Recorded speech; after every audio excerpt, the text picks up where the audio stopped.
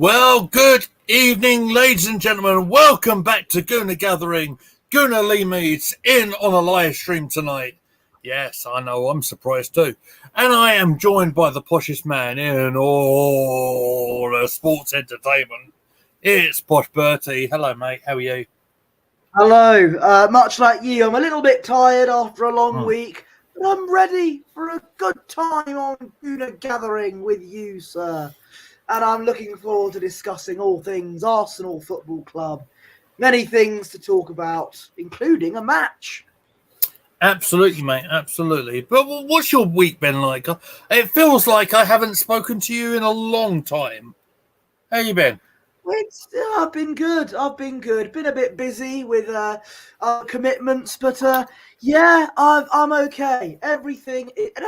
Genuinely, everything's great. Wonderful. Everything is gravy.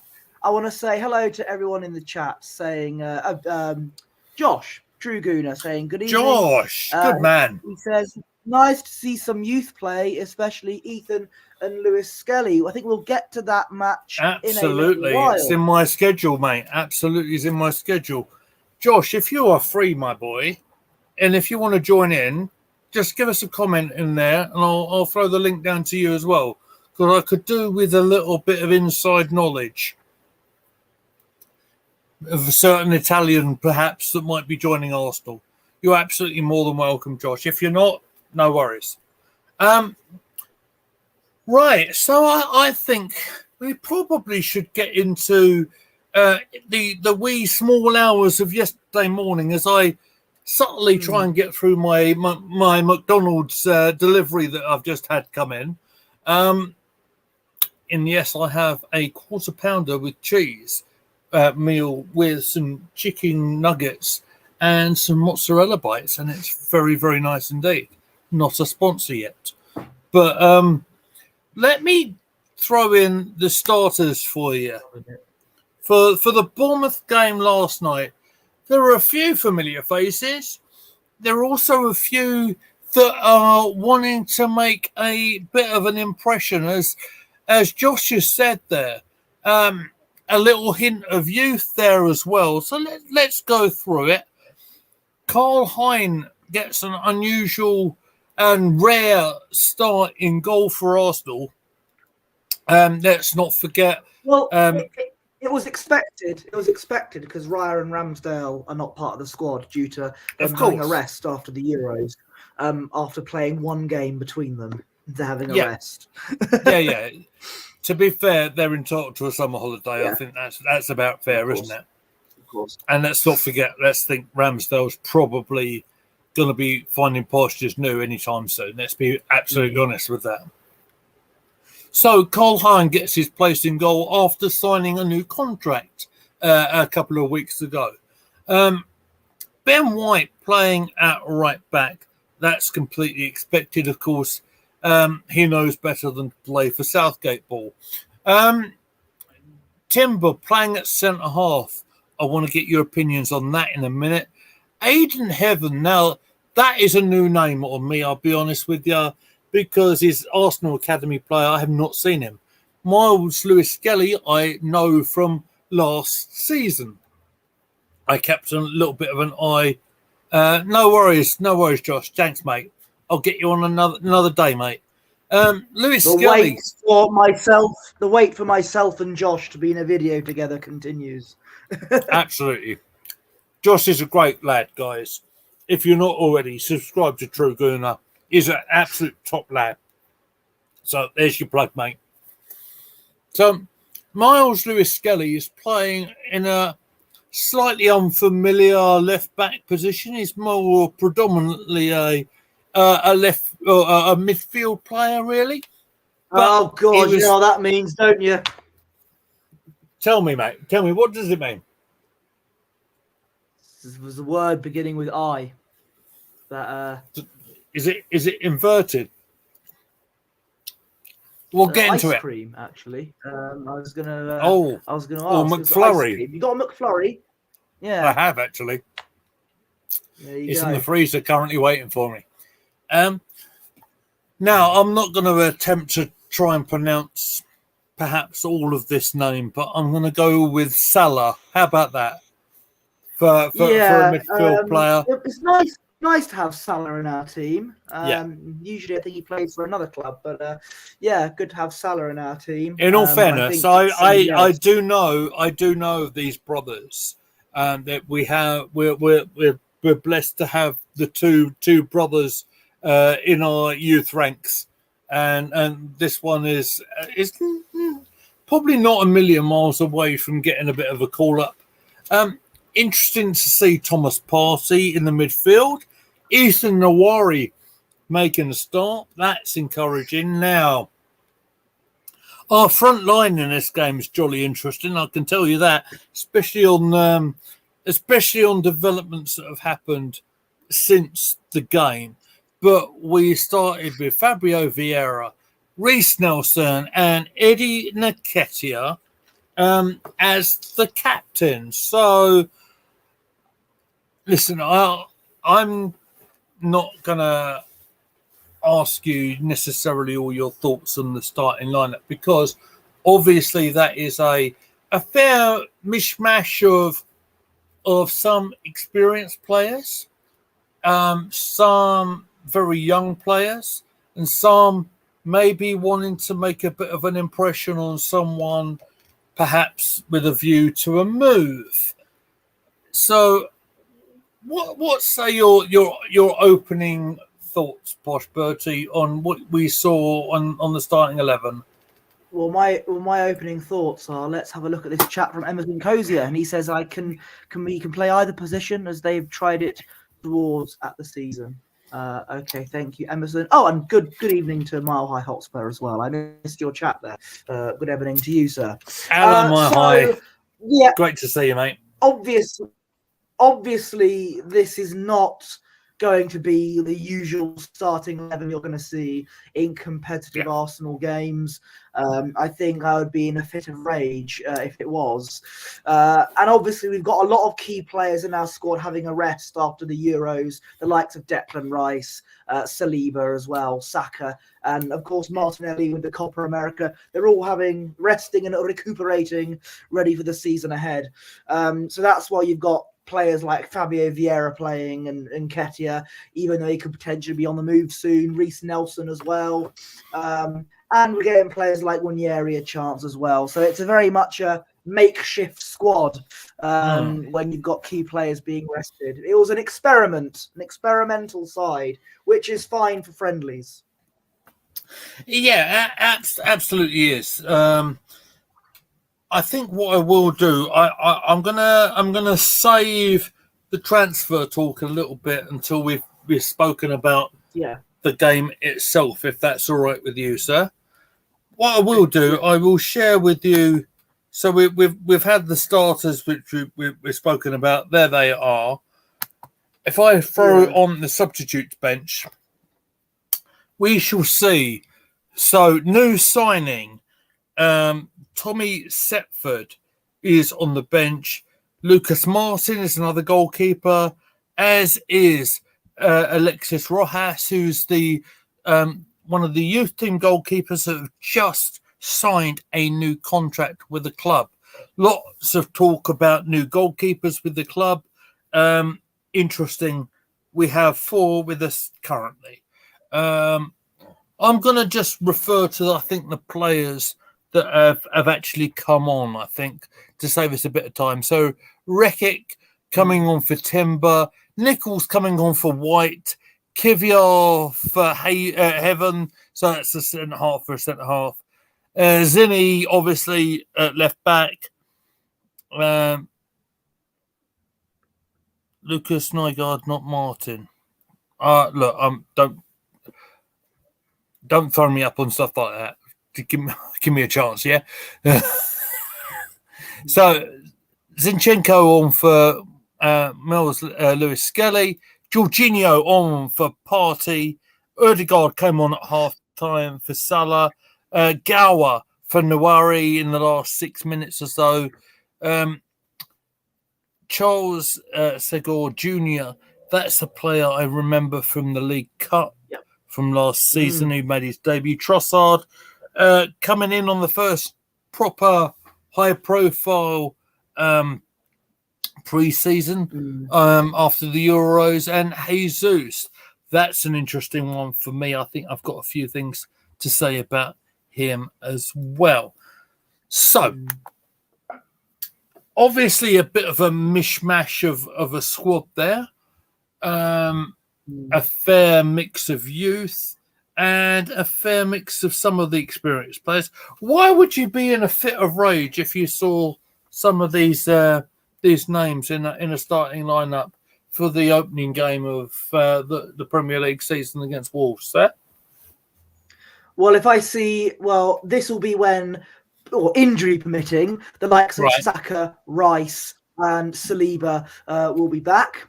And so if you've got those players in, and you're seeing Fabio Vieira on the wing and Eddie Nketiah up front, then you might alarm bells will start ringing, won't they?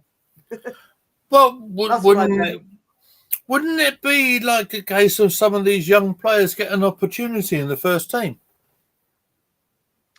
Very true. But I think I wouldn't throw them in the deep end for the first game of the season. Wanyeri potentially coming off the bench, maybe. That could be a way to ease him in. But I'm thinking more if we get a lower league club in the Carabao Cup, that might be a good chance to use a couple of youth players here and there, let their chance, let them shine, if you will. Yeah. And I'm not when I say give youth a chance, I'm not saying if we play away at Chelsea and we're just going to have a starting 11 full of youth players. That's not what I'm talking about. You got to ease them in. You can't throw them in the deep end immediately. Whilst maybe some would argue Wanyeri can do that. I don't know. We can't do that immediately. So I'd be in favour of bringing a likes of Wanyeri maybe off the bench against Wolves. Right. Obviously, we've got a bit of work to do. Yeah. To get into that position first. Obviously, there's 3-4 weeks, something like that, to get there. I do want to point out. Miles Lewis-Skelly, like I said, he's not a natural left-footed or not a natural left back. What were your thoughts on seeing him in that position to start with? Well, might be a difficult question, Bosh. Tomiyasu's injured. Yeah. Kieran Tierney's injured. Yeah. Even during a friendly, he's not starting Zinchenko, which says it all, really. So we haven't got Calafiori yet. So what else can you do, really? Look. This is a friendly. This is a completely experimental game that doesn't mean anything. So you can get away with experimenting with different things because the game doesn't really mean anything. Let's be honest. And that's I agree with you to a point. Makeshift. But listen, I was asleep. I didn't watch the whole game. I have only seen the highlights, so I can't really comment in depth how Lewis-Skelly played. Okay. So, but as someone I didn't expect you to. 45 minutes. How do you think he did? I think he did a reasonable job in equating himself in the first team like he did. So I'll be honest with our viewing public. I have seen the first 45 minutes yesterday. I've seen the highlights of the rest of the second half earlier today, and I have seen that penalty shootout, which I believe they agreed to play prior to kickoff, much like they did in the pre-season of last season. I don't think that's a necessarily bad thing for both sets of players because you're getting that chance to have that sort of competition in front of a live crowd. You can't beat that sort of atmosphere, can you? I think what I will go into is the opening goal on 18 minutes. Arsenal go ahead. Fabio Vieira. Now, this is a name I didn't necessarily expect to be talking about. at this stage of the pre-season, but we're going to anyway. Yes. He converted a cross from Reece Nelson. Beautifully finished on the left foot volley. What did you make of it? I thought it was a very tidy finish from Fabio Vieira. First touch as well. I'm actually seeing the goal again. It was Reece Nelson doing some tricks there. He crosses it in. And yes, straight at Vieira. One of the players, I think that might have been Nketiah, tried to get a head on it, but he missed. But it fell to Vieira. First touch. Bang! In the net. Back of the net. As all right, Alan Partridge. All right, I hear you. The Arsenal. I hear you. So yeah, Arsenal take the early advantage. Let's of course. I'm definitely not taking this review by any shade seriously. Let's not forget, of course, the lads are doing double sessions in the LA Heat at the moment, like training sessions and stuff. So I personally think it's quite hard to judge how they got into the game. Is there anything else I need to report on during the first half? Not really, because we go in 1-0 at half time. Lots of substitutions on the half time, including our captain coming on at half time. I'm going to sort of breeze over this a little bit. Party lasted 62 minutes. That's a real big plus for me.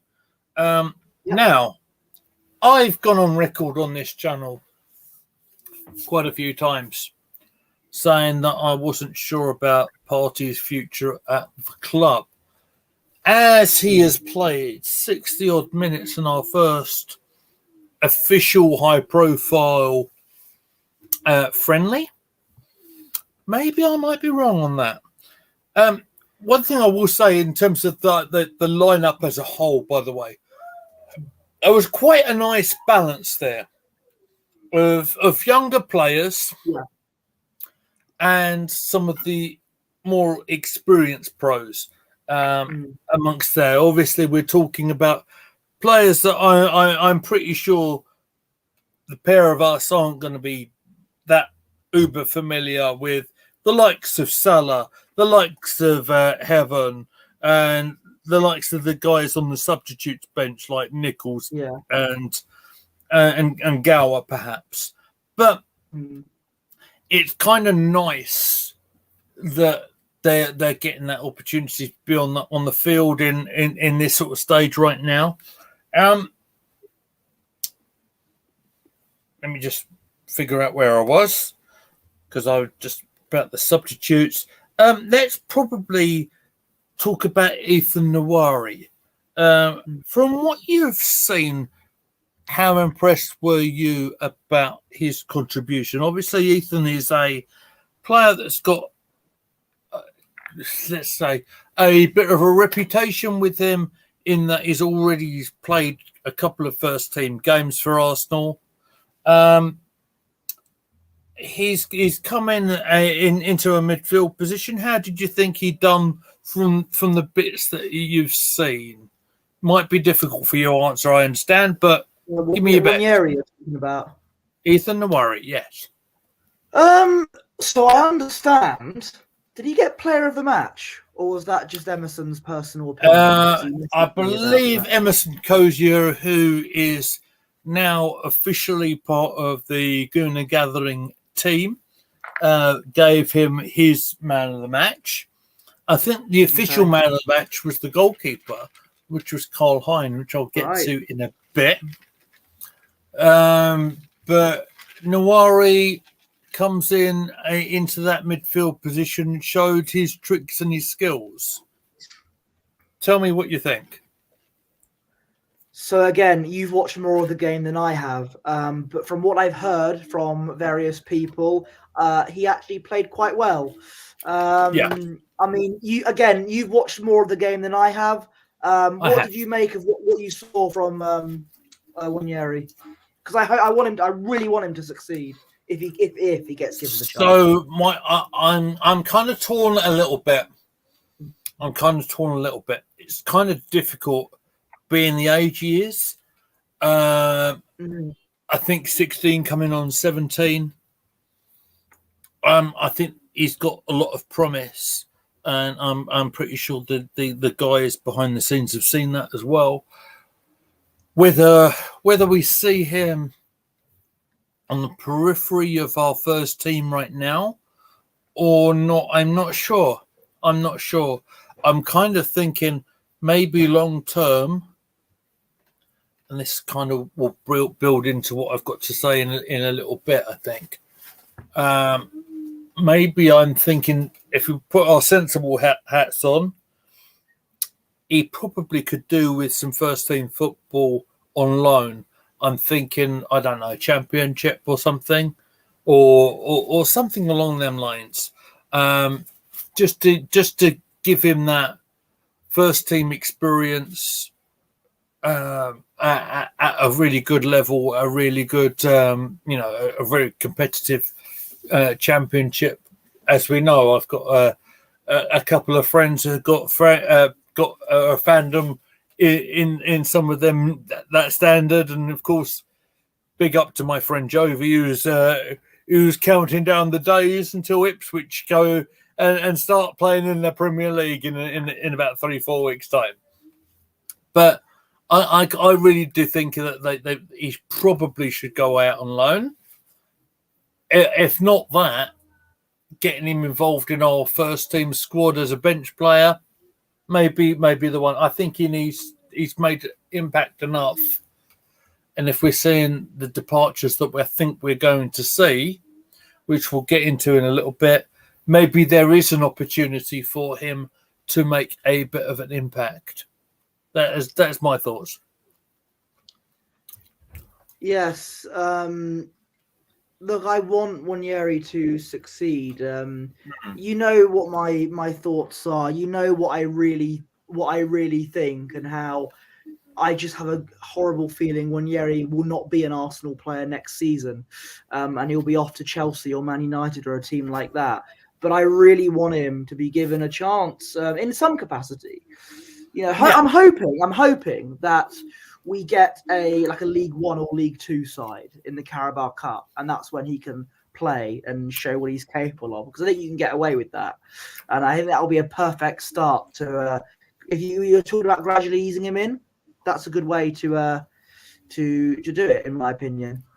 But shouldn't Arteta be taking the League Cup really seriously and putting his first teamers out? I think if we're at home to what's a League Two side, Accrington Stanley, for example. Who are they? You know that. I mean, you could. I think 1 year will be good for 1 year. Yeah. I think I do too. Get away. If we were away to Man City in the Carabao Cup, then I wouldn't expect him to play these youth players at all, really. So it's about what side you're playing. Yeah. Sorry? Yeah, and of course. I say, excuse me for having my dinner. It's been a very, very long day. It is a mukbang stream. I feel like we've missed an opportunity. Perhaps you should be having some as well. Hello, Niall Kane. I've already had my dinner. But yes, Niall Kane, good to see you as well. Right. So, we've got to a stage where we're about midway through the second half, and Bournemouth do equalise. Antonio Semenyo. You saw the goal, right? Okay, so tell me what you thought of this. I think it got a rather lucky ricochet or two. No wrestling pun intended at all. So the first thing, I think it's quite typical. I'm watching the goal again. I think it's quite typical. The first thing I notice is Mr. Zinchenko, who came off the bench, was nowhere near the left back position. He was marking on the wrong side with Ben White. In fact, the ball came off Ben White. It should technically be an own goal from Ben White, actually. And it was quite a calamity-style goal, really. Yeah, and typical. The first thing I see is Zinchenko not marking properly. You can see why he didn't start. And yeah, it was a bit of a silly goal to concede, wasn't it? It wasn't the greatest piece of defending. Probably got a bit of a lucky bounce or two along the way. I think that's probably fair to say. I felt a bit for Goldheim because I don't think he deserved that. Because for a guy who is trying to make his name, maybe stake a bit of a claim, perhaps, for being the Arsenal number 2 goalkeeper next season. I thought he was a bit unlucky on the way the ball sort of ricocheted into the net like he did. Maybe there might be a chance for him to stake a claim a little bit later on, perhaps. But I will credit our opponents a little bit, just a tad, because having conceded a relatively early goal, they could have absolutely folded, and they didn't. And I'm not so sure it was the strongest Bournemouth side that we've ever seen. There was certainly noticeable players that we know. I heard it was quite a strong side. It was quite a strong side. Yeah, it was. That's what I'm saying. And the like. But yeah, absolutely. Solanke was playing. I mean, maybe I should have probably gone through the Bournemouth lineup a little bit. But I think it's worth noting it was far from the strongest ever Arsenal side. Yeah, that we can manage, because a lot of our players are, having a rest from the Euros, and of course, like I said, it's a makeshift squad, in just fitting it molded into one game. So you can't really judge. You can't judge in these friendlies. You can't. It's not. It's not what it's about. It's about getting minutes in the legs, isn't it? Really. Match fitness. Yeah. Did end 1-1, and we went to a pre-arranged penalty shootout anyway, which Arsenal won. I don't know if we want to go through every single penalty, but. Yeah, probably best, considering I don't know what happened in all the penalties. How about I go through it for you then? So, go on. So Bournemouth started the shootout off. Semenyo scored the first goal in the shootout for Bournemouth. Okay. Arsenal skipper Odegaard equalised. Again, very nicely composed penalty. That's what we've seen of him pretty much every time he stepped up last season. Yeah. Philip Billing was the one who had his penalty saved. That was the second one in their shootout, saved by Goldheim. Alexander Zinchenko did convert his penalty, in fairness to him. Look, I know he's not got the greatest fan base here on certainly on Gooner Gathering, but Zinny did step up for his penalty. Fair play. Yeah, fair play. Now, a name I'm not uber familiar with Bournemouth, so I'm going to have a good attempt with this. Diogo Otrara, maybe converted a left-footed shot to make it 2-2. Jorginho, typically calm penalty from him without stuttering and run up, made it 3-2. Adam Smith converted for Bournemouth, right-footed at the centre of the goal. Trossard missed his penalty. It was a good penalty, other than the fact that he hit the post. He sort of sent the goalkeeper the wrong way. He was very unlucky. Okay. Again, it's friendly, so it doesn't matter. I'd be a bit more cross if it was a game that mattered. But I know. Yeah. Trossard's been having a bit of a tough time at the moment because he didn't play well for Belgium No, in he the didn't. Euros, and I'm just worried that we're going to get a section of our fan base that are going to turn on him and say, "Look at him, it's because he's old. Let's get rid of him." When actually, no. Wait till he That would plays for be us in proper games. that When would he be turns very up when it foolish matters. indeed, Bosch, wouldn't it? Because he's Yeah. experienced. I think he has a very important role to play in that Arsenal squad. I took a bit of convincing, Posh. You know this firsthand. But look, I think Trossard's experienced and he knows what he's doing on the football field. I think he's a very good player to have around. So no, I'm very comfortable with him being around.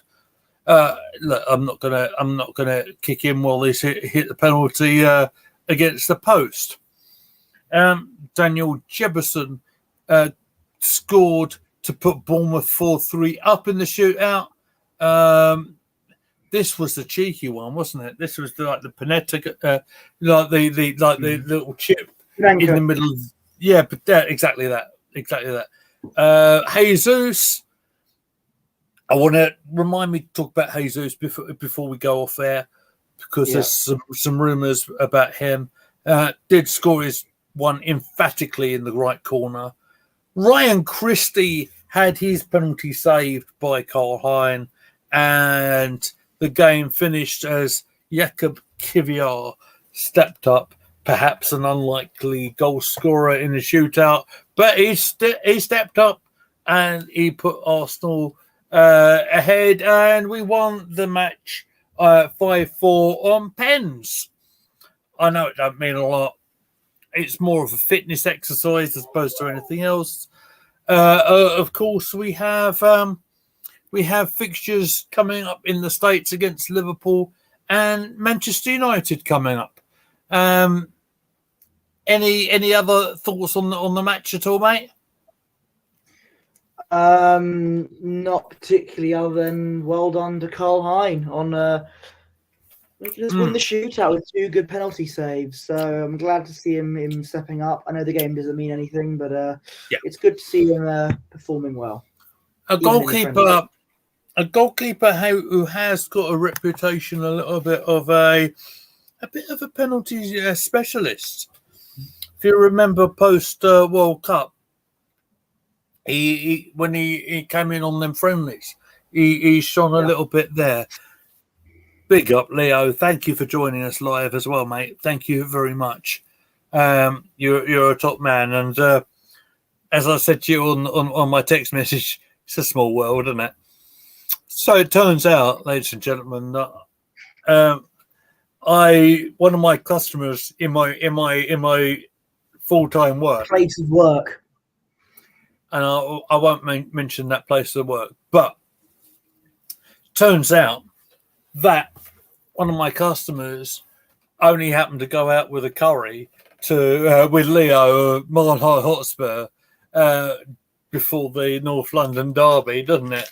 Last season when Leo came over from the States. So it's a ridiculously small world, but it's very nice too. Very nice too. Can't beat a nice Ruby Murray, can you? Now, so yeah, that is where we are. I believe our next game is on Sunday, very early morning, if I'm not mistaken, sir. Sunday, very early morning. So it's 1 a.m. So you'll be there for the watch along, right? I mean, it depends on my sleeping pattern. I'll probably be up, but I won't be watching it. No, of course we won't, ladies and gentlemen, because I'll be up at about 5 o'clock in the morning on Saturday, and absolutely no chance at all. But we will definitely great food, says Man High Hotspur. I'd love to know what was your curry of choice. That's definitely an interesting talking point on this stream. We should just do a stream where we talk about our favourite food. Because although with me on it, we'd be here for hours. But yeah. Do you know what? I'll be up for that. I'll be up for that as well, as he enjoys his McDonald's chips. By the way, there we go. Delicious. So, few things I think we need to get us up to speed with. I'm going to double check the old Twitter machine. Has the Twitch stopped working? No, it hasn't. No, it hasn't. So I'm just checking one of my notifications. Right. I'm going to have a quick nose on the old Twitter machine before I start running my mouth here. So let's talk about Calafiori, shall we? Looks like the latest on him is he's supposedly had his medical over in. Okay, that's interesting. He's supposedly had his medical in London, and the latest I have to share, so I don't know if you can see that very well. Yes, you can. There he is on a plane, potentially to the States. Okay. So that one's a that one looks like it's all sorted out and done. Oh, okay. I'll come back to that in a minute. Come back to that in a minute because there's something very important. We've got a curry update, my friend. Go ahead, sir. Says, I had some different curries and a tandoori chicken. First time eating Indian food. I enjoyed it. And he also says that Calafiori is a massive signing. Have you watched Bologna, Leo, before? You know, that's the thing. What I say is I have done a bit of research since we have spoken live last. It looks like he's got a lot of promise. He does look like he's well built. He's a rare thing in terms of a left-footed centre half. I actually think for him settling down for Arsenal, I'll go on record with this. I actually think he's going to start playing left back. That's what I think. To get him used to the way of the Premier League, because I can't see him dethroning Gabriel. But no, I mean, well, obviously I've often spoken about Gabriel being and Saliba, to be fair, a very, very solid pairing at centre half. And Gabriel has certainly been our most consistent centre half over the last number of years. But I don't think you pay that sort of money for a guy that sits on the bench, whereas left back is a bit of a problem position, in my opinion. So, Mile High Hotspur says, I've done some research when it was said we were interested, assuming he means Tottenham. He passes the eye test for me. See, with these compilation videos on YouTube, they're very misleading because you can upload a compilation video of anyone and they'll be perceived as a good player. So I think I loved what you just did, sir. That's the thing. You can do a video of anyone playing sport and you can make them look good. Look, as I've said, I want Calafiori to succeed. I want him to do very well at Arsenal.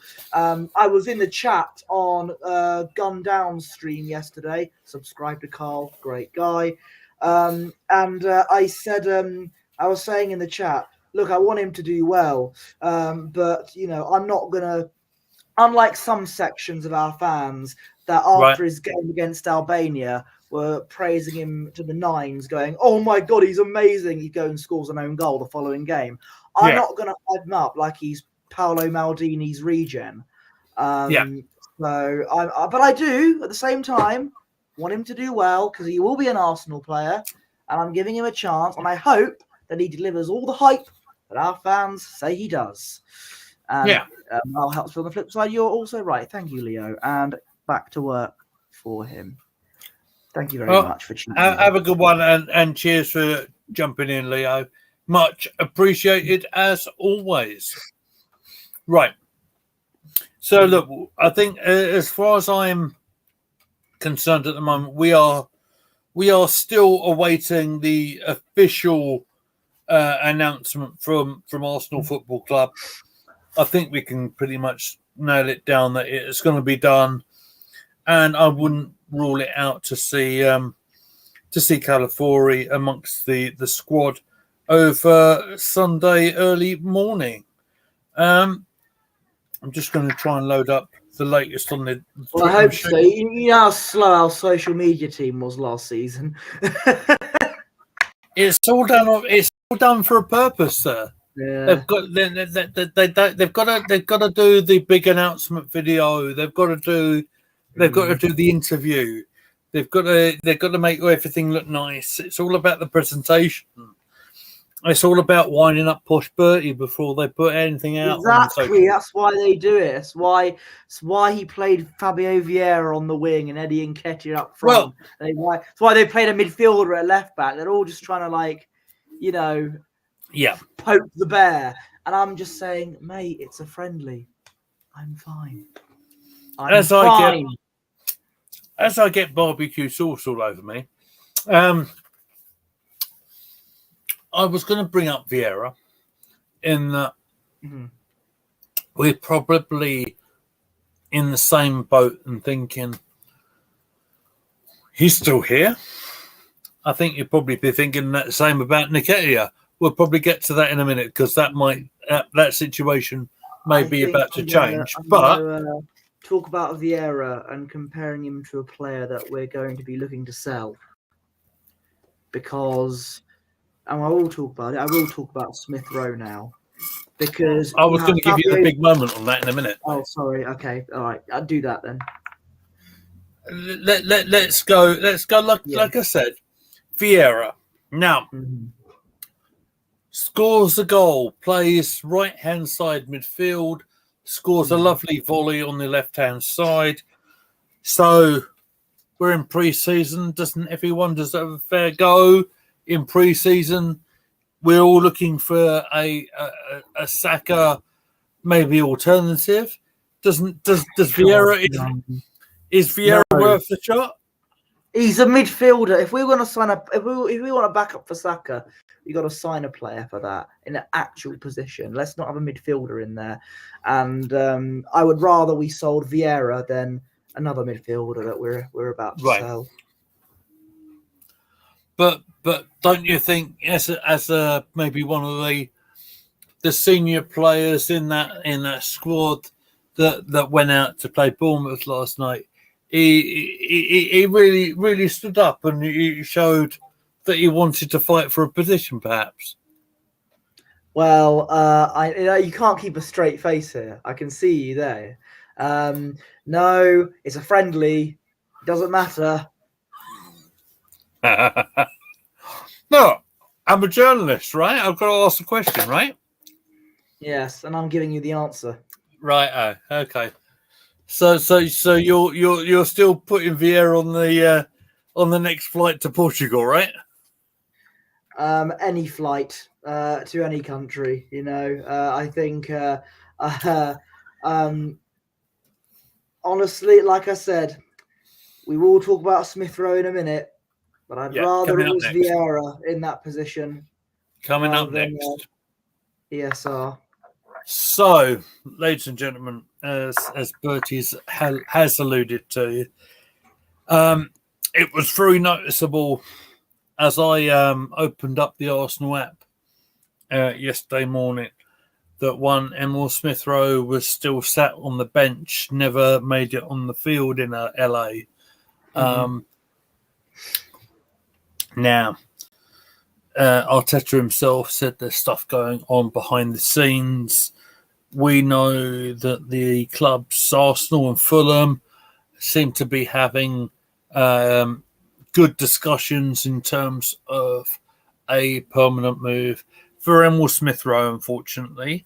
And at this sad moment, I want to make sure that I give the floor to Bertie Wanless.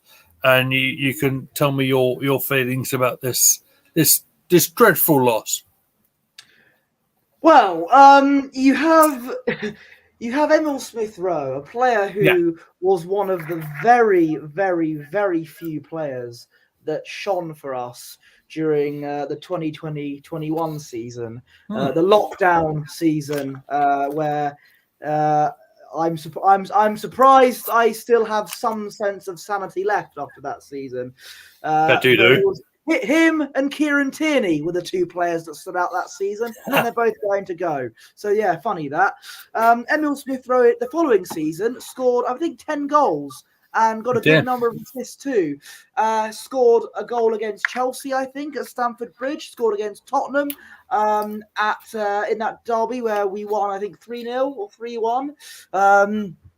And he played an enormous contribution to us when he was starting regularly.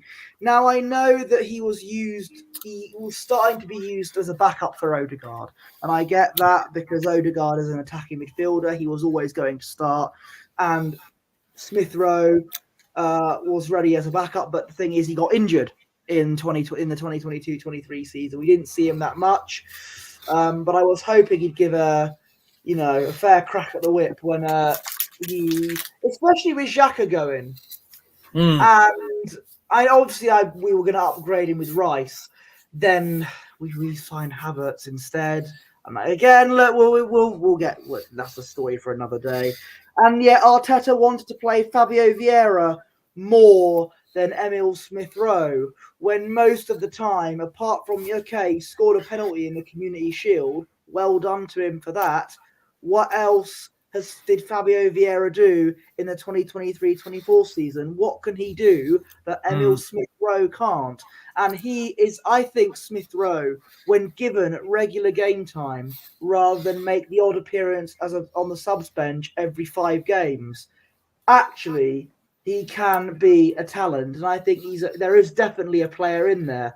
And I must say to Fulham, if given Tony Khan, the Fulham kind of owner, if he gets regular game time, you have got yourself a fantastic signing.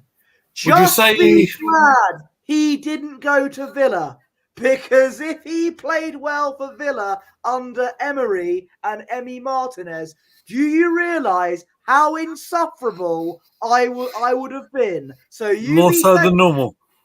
You be thankful he didn't go to Villa. But, would you say the hijack? Would you say Smith-Rowe going to Fulham might make him all elite?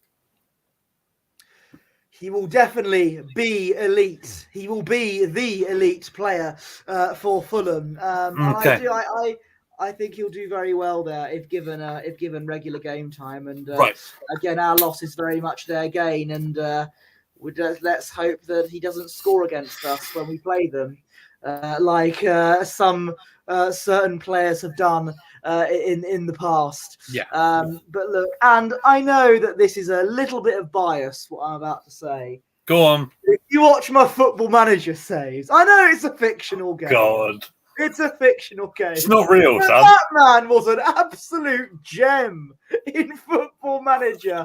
That Tottenham game, the funniest game I've ever been part of in my Football Manager career. He was like, he was a brilliant. And I'm not saying that he would be as good as that in real life, but he's a good player. Given regular game time, he will be brilliant. And I'd rather we sold Vieira than sold Smith-Rowe, because I think he still has a lot to offer. Anyway, I'm rambling now. It means that we won't be able to hear that chant, Saka and Emil Smith-Rowe, anymore. Unless... I'm going to do... one more thing. Unless he does so well for Fulham, he gets picked for England, and that'll be the only time we'll be able to hear that chant. Yeah. Yeah, okay. I mean, we can hope that will happen. And I think you'll probably join me here in wishing. I mean, it looks like it's going to happen sooner rather than later. Let's just wish ESR all the best. It's a terrible shame to see one of our promising academy players who obviously has played Premier League games and done well leave the club. However, ladies and gentlemen, I wonder if ESR wasn't necessarily one of the Hale End boys, I wonder if Posh Bertie might be saying something a little bit different. What I'm saying is that, people might be saying the likes of Tomiyasu gets injured a lot, and he's a liability. You should sell him and whatnot. And ESR's had an awful lot of. No, I know you haven't. Never said get rid of Tomiyasu. I know you haven't. I know you haven't. Hear me out. I'm just playing a little bit of devil's advocate with you. I'm only playing with you. Don't get upset with me. What I'm saying. I don't ever get upset with you. Oh, I know. Love you too. I said that live on YouTube. So what I'm saying to you is that some people might be thinking the guy's never. I mean, yeah, I'm not going to argue your point on what you said about the guy had during that season where the world was blowing up, and the only thing that we took any solace for was the fact that Arsenal were putting in half decent performances, and ESR was our saviour in that sort of season, right? I'm not going to argue that. But in football, people might say, what have you done for me lately? And unfortunately, because he has been hit so many injuries along the way, perhaps it is best for him to make a change. Perhaps it's best for Arsenal for us to cash in, if you like. Cash in the money in the Emil Smith Rowe Bank, if you want. And maybe it's a little bit difficult to process. I am kind of going to reason it a little bit, because maybe they might put Smith Rowe out, and they potentially might bring someone else in. I've heard these rumors about a certain Spanish footballer, but I don't. Yeah. Again, as you said, we don't want to go into these rumors and innuendos, because it might not happen, and nothing's really been official yet. You said I want to bring up your point where you said if Smith Rowe wasn't one of the Hale End boys, I'd be saying something different. Let me rebuke that comment instantly, because look at what I've been saying about Nketiah. He's a Hale End boy, and I want him sold into next week. So don't, there's no, there's no academy bias. If Smith Rowe if he wasn't one of those people, I'd be saying the same thing. Yeah. I just see players based on their what they're good at, their ability. Tomiyasu, he wasn't a Hale End boy, and Trossard's not one of the Hale End boys, and I'm probably one of their staunch defenders. Both those players, so consistently, Bosch, absolutely consistently, absolutely. I'm not going to deny that. I'm not going to deny that at all. I just think it's interesting. I think maybe not necessarily yourself, but look, I think there's a lot of he's one of our own and all this sort of thing, and I think it has to be looked at a little bit. That look, maybe for the best of him, and if this happens, by the way, for his career, yes, this is the best move, and I say that with sadness, because he's not going to get much game time for Arsenal with what the regime that we have at the moment. And I think a club like Fulham or Crystal Palace, but it's going to be more likely Fulham. And I don't think it's the regime. It's so beneficial for him. Apologies. Sorry, I shouldn't have spoke over you. I do it all the time. It's fine. Don't worry. Okay. Thank you, mate. Like you said, I don't think it's the regime. I think it's the fact that can Arteta think, can I pick you? Are you going to get on this field? Are you going to get through the game? because I don't think he necessarily trusts him getting through the game because he's got such an extensive injury problem and injury record, perhaps. But maybe. Objection, Your Honour. Yes, Can I finish? And I'll throw it to you straight away. But maybe that move might do him some good. He might do a full season. He might prove Arteta wrong. He might prove Edu wrong. He might prove everybody wrong. And he might fly through the season, and people will be imploring for him to be in the England squad. That could very easily happen. And believe me, what I'm saying is very much a case of I'm playing the bad guy and you're doing your thing. So you mentioned Smith Rowe's injury record. Yes, he has been injured more often than I'd like him to be.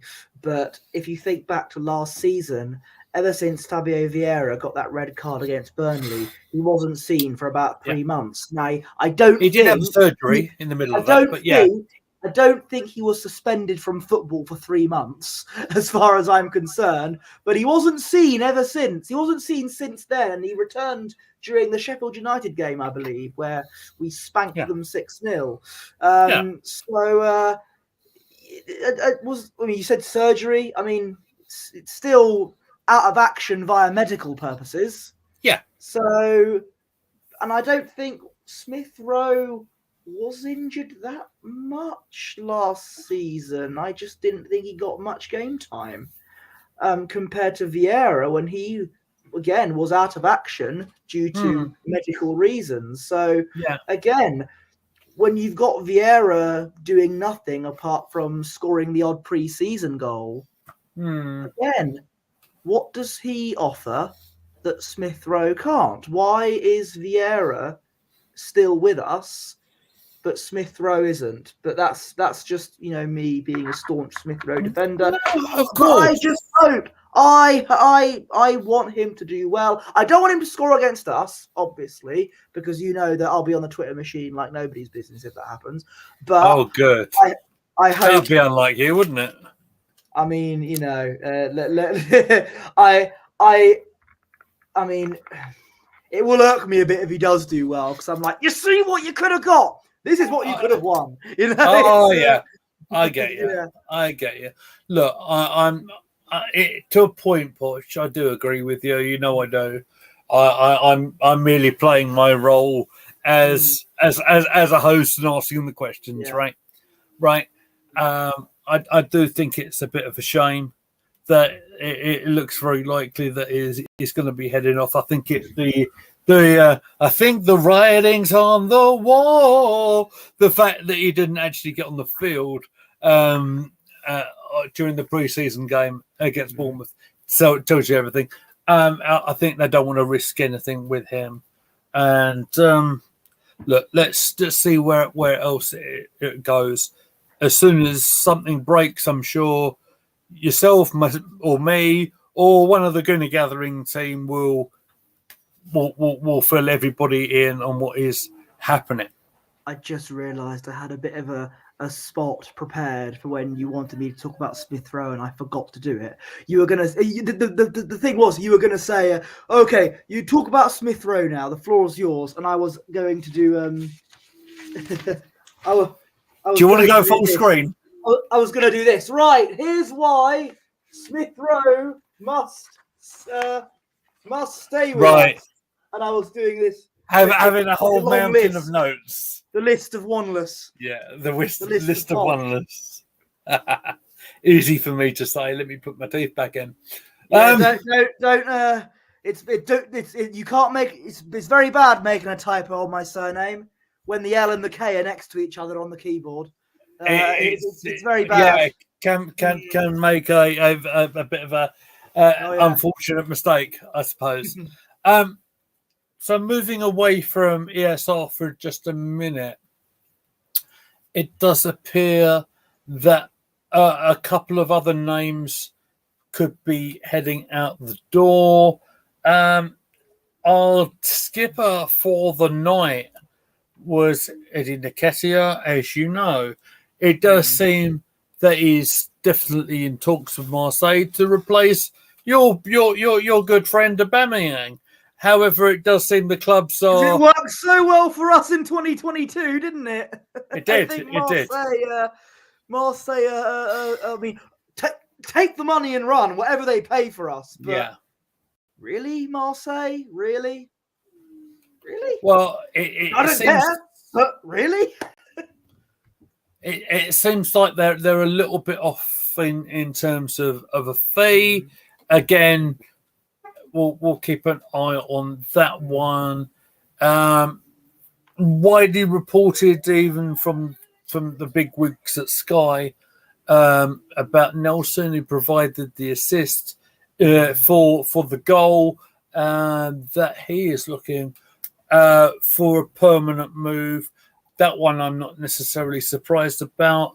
Widely spoken about with Leicester. What are your thoughts on him going, mate? Potentially. Unexpected. No, Expected, you mean? Expected, I beg your pardon.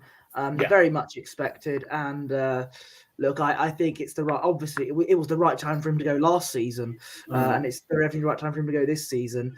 But what I'm just concerned about is if we do get rid of him, and you want to talk about Gabriel Jesus as well at some point.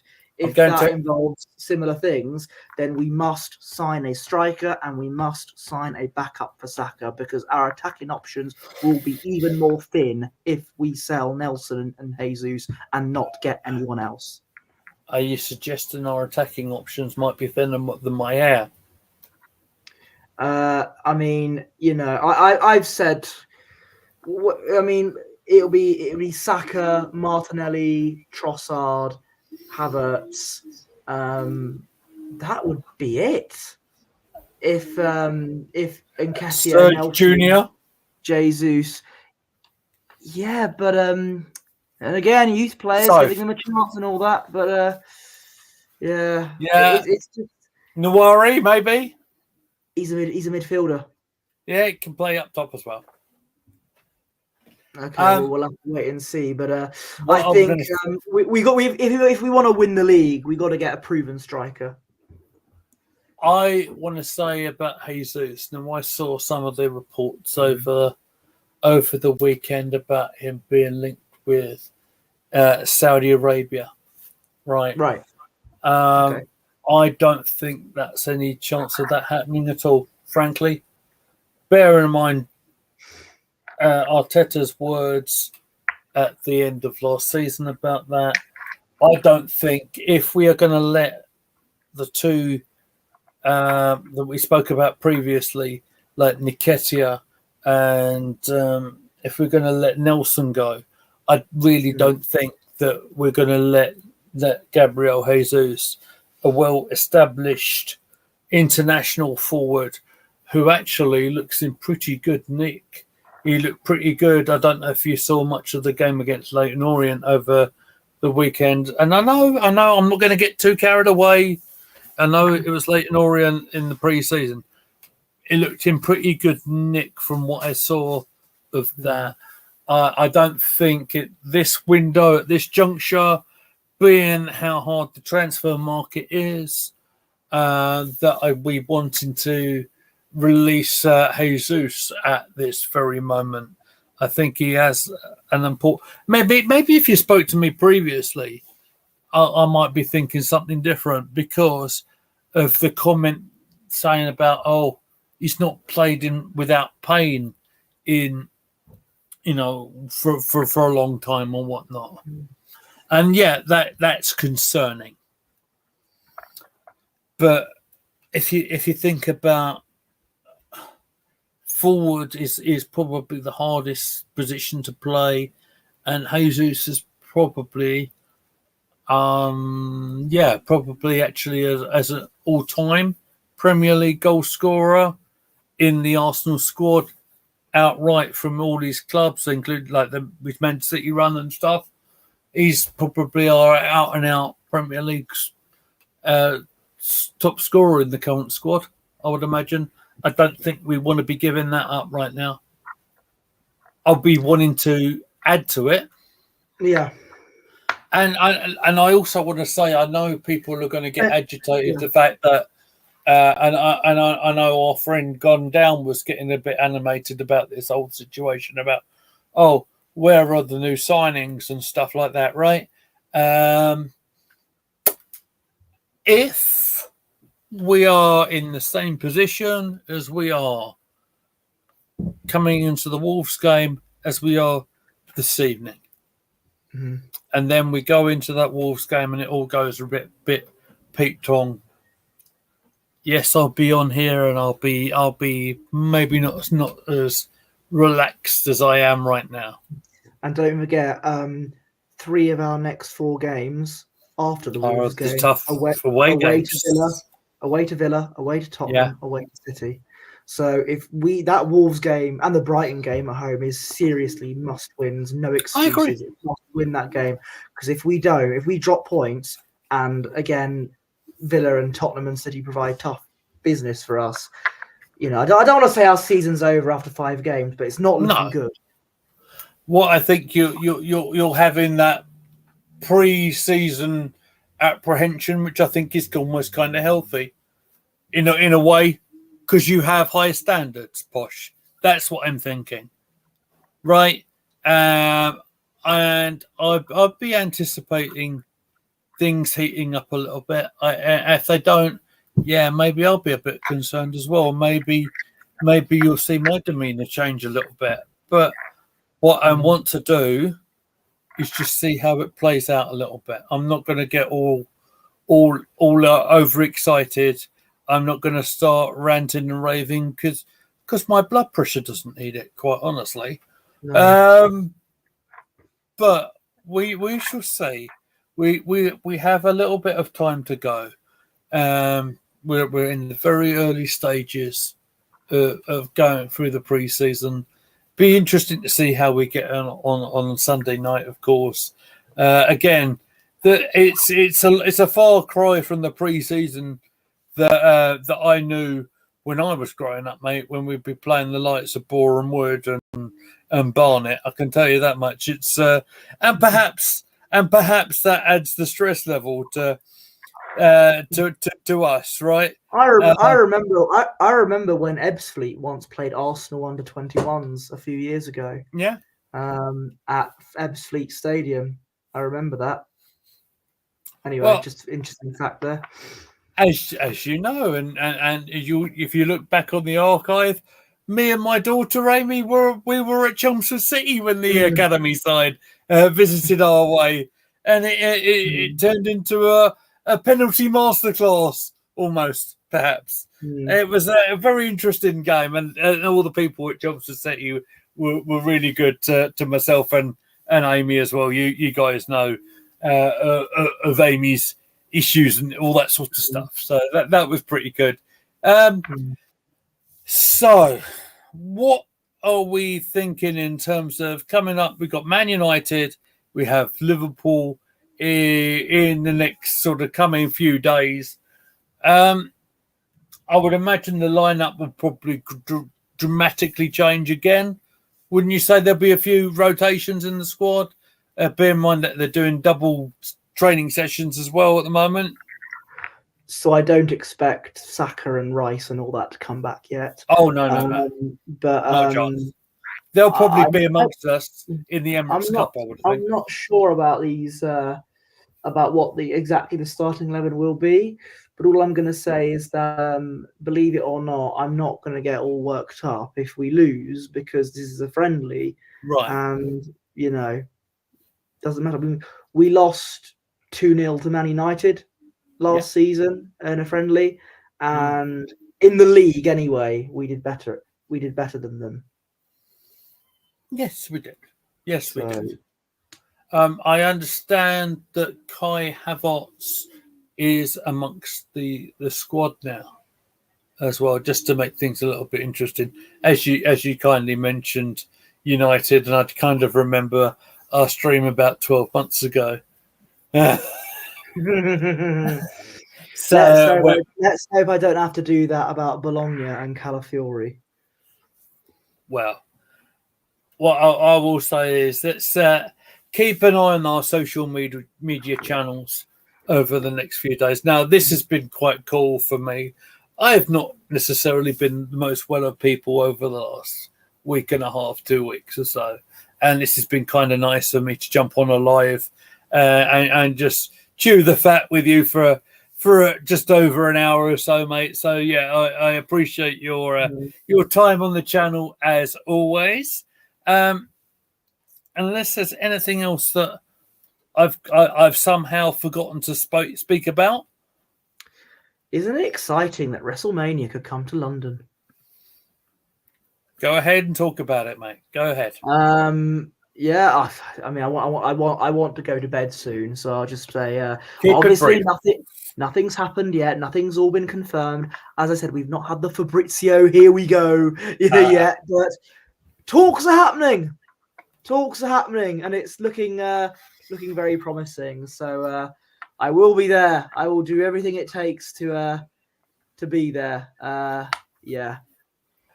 So, ladies and gentlemen, if you know our gimmick and as well as you should do, please donate while you can. Please give me Mania tickets if it happens. Absolutely. If you go onto Google and you search the Buy Me O, and it will say Kofi, it will KO _FI. You can help Posh Bertie and myself get tickets for the for WrestleMania coming up, perhaps in 2025, 26, 27, wherever it may be.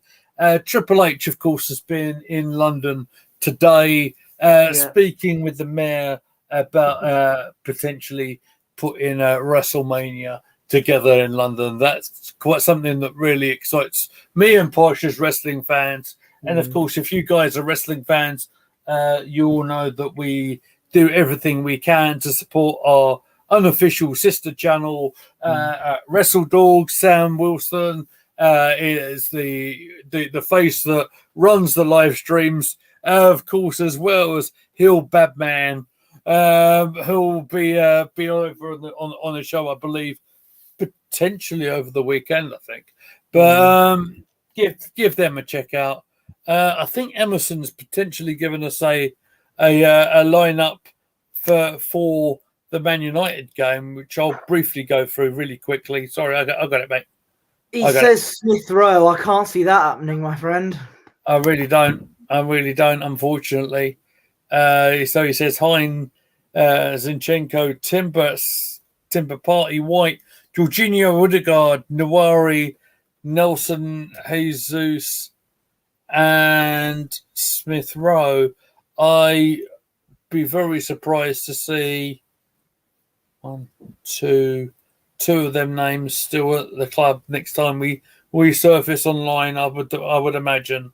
However, anything can happen. It's silly season in the transfer market, ladies and gentlemen. Anything can happen, and who knows? Things might be brewing in the background that we don't really know about. As you could probably tell, I kind of keep away from a lot of the gossip stuff because that's not really my jam. I like reporting on what is actually broken as opposed to the speculation. I see you've just left another comment, Emerson. I'll be right there, mate. I'll be right there on it. We're going to get ready to cut the stream in just a moment, guys. Emerson Cozier says, before you go, let me put it on the screen. I'll give you a match report of the under 21 game tomorrow, as there are Slovakia playing against Rapid Vienna and the under 21s. That would be amazing, Emerson. You know exactly what to do. Drop me a message on WhatsApp, either on the Gooner Gathering WhatsApp or my private one, and I will upload that tomorrow. No problem at all, mate. That would be fantastic. Cheers, Emerson. Very, very much appreciated. Of course, Emerson Cozier had his first official Gooner Gathering video go up the other day, the short that he posted for me, which was really appreciated. So cheers, mate. I think we're about to get ready to get out of here, Posh, if you don't mind, because it's been a jolly long day in my my neck of the woods. So let me throw the social media banner up there, and the floor is yours, sir. You can find me on X at Posh Bertie, Instagram's at Bertie Wanless, and I run Gooner Gathering's Instagram account, which is appropriately named at Gooner Gathering. Thank you very much. We watch Arsenal, so you don't have to. What I probably want, exactly, that is our trademark, of course. Before I leave you this evening, I want to give a shout out to Gooner Gathering alumni Shane, who is its birthday today. So I hope you're having a really good day, mate. Of course, Shane has been appearing on Wrestle Dogs as well. Check Wrestle Dogs out and subscribe. Thank you very much.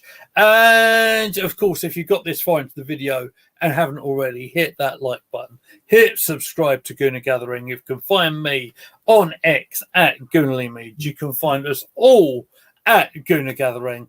This has been Gooner Gathering's live stream for this evening, ladies and gentlemen. Thank you for tuning in, and we are out of here. Thank you.